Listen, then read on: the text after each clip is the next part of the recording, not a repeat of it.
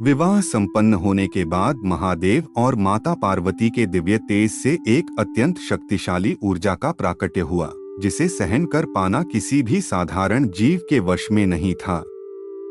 यहाँ तक कि अग्निदेव भी उस तेज को संभाल नहीं पाए और उन्होंने उसे गंगा नदी में प्रवाहित कर दिया, जहाँ सरवन के जंगलों में 6 कृतिकाओं द्वारा पोषित होकर 6 मुखों वाले अत्यंत तेजस्वी बालक स्वामी कार्तिकेय का जन्म हुआ। देवराज इंद्र और सभी देवताओं ने कार्तिकेय को देवताओं की सेना का प्रधान सेनापति घोषित किया, जिसके बाद कुमार कार्तिकेय ने अपने अमोघ अस्त्र शक्ति के प्रहार से अत्याचारी राक्षस तारकासुर का वध कर देवताओं को उसका खोया हुआ स्वर्ग वापस दिलाया और तीनों लोकों को उसके आतंक से मुक्त कर दिया।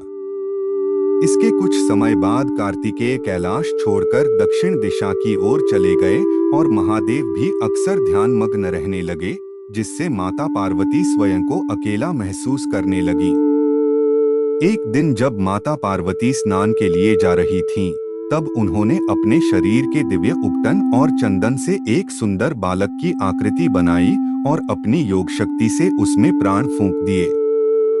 जिसे उन्होंने अपना पुत्र मानकर गुफा के द्वार पर कड़ा पहरा देने और किसी को भी भीतर न आने देने की आज्ञा दी।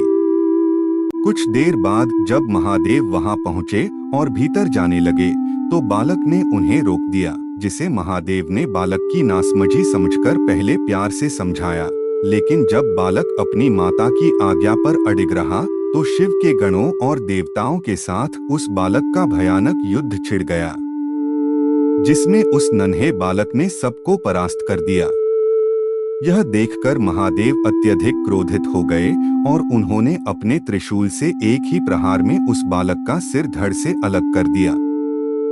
जैसे ही माता पार्वती बाहर आईं और अपने पुत्र को मृत देखा, उनका मातृत्व महाकाली के प्रचंड और रौद्र रूप में बदल गया, जिससे पूरी सृष्टि थर-थर कांपने लगी और उन्होंने ब्रह्मांड के महाविनाश की घोषणा कर दी।